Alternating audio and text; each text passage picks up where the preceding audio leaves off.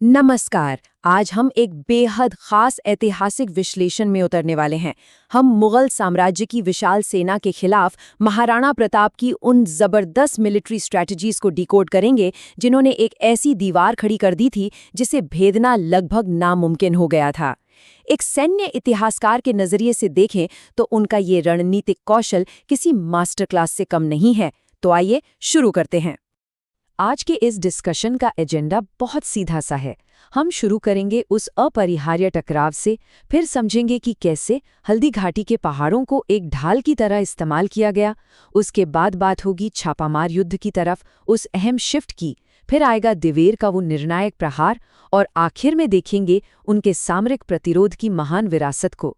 तो सबसे पहले बात करते हैं इस इनेविटेबल कॉन्फ्लिक्ट यानी उस टकराव की जिसे टाला नहीं जा सका। एक बड़े युद्ध से पहले हमेशा डिप्लोमेसी काम आती है ना? यहाँ भी वही हुआ। 1572 से 1573 के बीच का वक्त देखिए। सम्राट अकबर ने बिना खून बहाए मेवाड़ को अपने अधीन करने की लगातार 4 कोशिशें की। जलाल खां से लेकर राजा टोडरमल तक को भेजा गया। शांतिपूर्ण समझौते का हर तरीका आजमाया गया। लेकिन महाराणा प्रताप एक बेहद दूरदर्शी रणनीतिकार थे। उन्होंने अपनी संप्रभुता से कोई समझौता नहीं किया और इन सारे प्रस्तावों को बड़ी चालाकी से रणनीतिक रूप से खारिज कर दिया। अब युद्ध बिल्कुल तय था।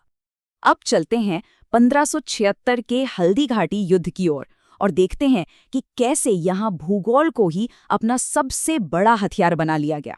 जरा इन आंकड़ों पर गौर कीजिए। एक तरफ मेवाड़ की सेना है जिसमें करीब 3000 घुड़सवार और राणा पूंजा सोलंकी के नेतृत्व में 400 भील धनुर्धर हैं, और दूसरी तरफ राजा मानसिंह की कमांड में 5000 से 10,000 सैनिकों की विशाल मुगल फौज। ये एक बहुत बड़ा असंतुलन था। ऐसे में अगर खुले मैदान में युद्ध होता तो नतीजा मेवाड़ के लिए बेहद विनाशकारी हो सकता था। ये बात महाराणा प्रताप बहुत अच्छी तरह जानते थे, और यहीं पर उनका ब्रिलियंट दिमाग काम आया। 18 जून 1576 उन्होंने दुश्मन की इस बड़ी फौज को एक बेहद संकरे पहाड़ी दर्रे में लड़ने पर मजबूर कर दिया। इसे बॉटलनेक स्ट्रैटेजी कहते हैं।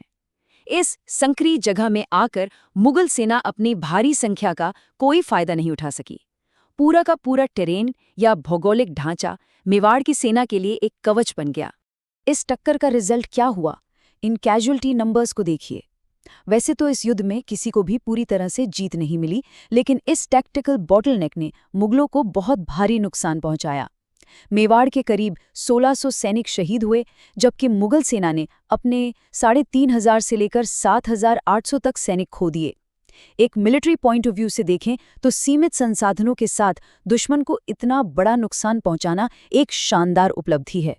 लेकिन जैसे ही युद्ध के मैदान में स्थिति बिगड़ने लगी, एक और शानदार टैक्टिकल फैसला लिया गया। झाला मान सिंह ने खुद को मुख्य कमांडर के रूप में पेश करके एक डिकॉय यानी छलावे का काम किया। इससे महाराणा प्रताप को अरावली की पहाड़ियों में सुरक्षित पीछे हटने का मौका मिल गया। देखिए, एक सफल सेनानायक जानता है कि कब सामने से लड़ना है और कब स्ट्रेटेजिक रिट्रीट करना है। जिंदा रहकर आगे की लड़ाई को जारी रखना ही लंबी अवधि की जीत का मंत्र है। और हल्दी घाटी के इस रिट्रीट के बाद ही शुरू होता है युद्ध का एक नया दौर। पारंपरिक लड़ाई से छापामार युद्ध की ओर एक बड़ा शिफ्ट। इसे कहते हैं छापामार युद्ध।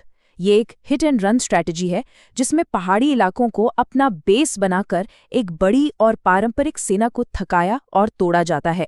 प्रताप ने अरावली के पहाड़ों का पूरा फायदा उठाया और मुगल सेना के लिए लड़ाई के नियम ही बदल डाले।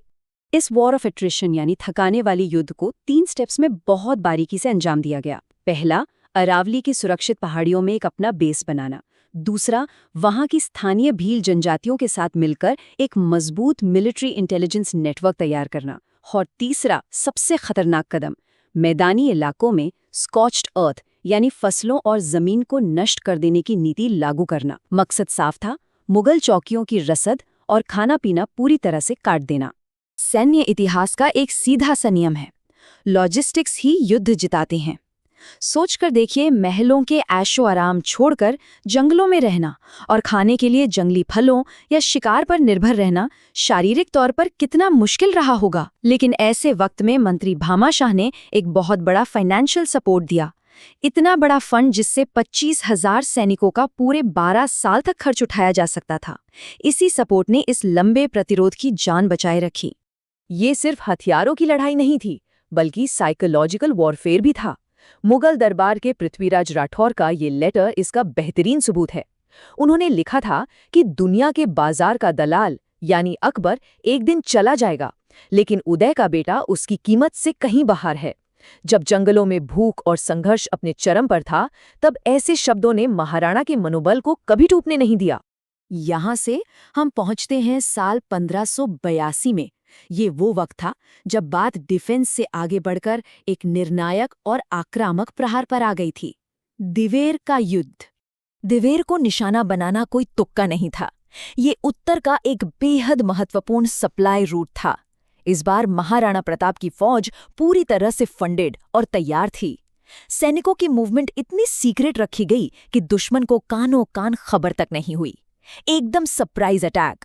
और ठीक उसी समय भील धनुर्धरों ने बच निकलने की सारी घाटियों को ब्लॉक कर दिया। मुगल सेना पूरी तरह से चौंक गई। उन्हें लगा ही नहीं था कि प्रताप उस इलाके में मौजूद है। इस जबरदस्त स्ट्राइक का नतीजा जानते हैं क्या हुआ? नंबर 36 पूरे 36 मुगल मिलिट्री चौकियों को एक साथ उखाड़ फेंका गया। इस एक झटके ने मेवाड़ में सत्ता का पूरा समीकरण ही बदल कर रख दिया। अब इस मुकाम पर आकर हमें इस लंबे सैन्य अभियान की विरासत और इसके असर का आकलन करना चाहिए। लगातार दबाव बनाए रखने और जियोपॉलिटिकल बदलावों का सही फायदा उठाना, इसे ही कहते हैं। 1585 आते आते अकबर का ध्यान साम्राज्य के दूसरे हिस्सों में हो रहे विद्रोहों पर बट गया। प्रताप ने तुरंत इस मौके का फायदा उठाया और अपने राज्य के एक बहुत बड़े हिस्से को सफलतापूर्वक वापस हासिल कर लिया, जिसके बाद उन्होंने चावंड में अपनी नई राजधानी बसाई।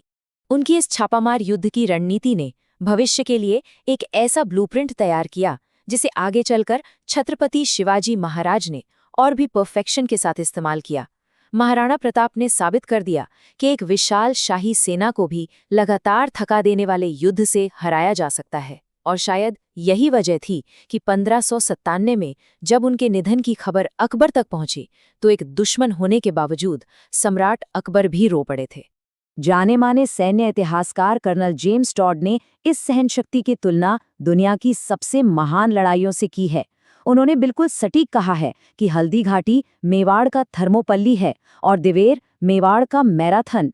ये सिर्फ स्थानीय झड़पें नहीं थीं, बल्कि सामरिक सहन शक्ति के वो स्मारक हैं जिन्हें इतिहास कभी भुला नहीं सकता।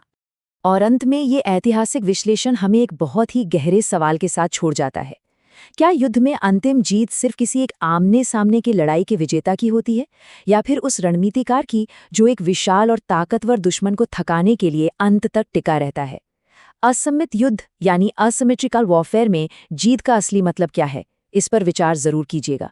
हमारे साथ इस शानदार सफर में जुड़ने के लिए बहुत बहुत शुक्रिया।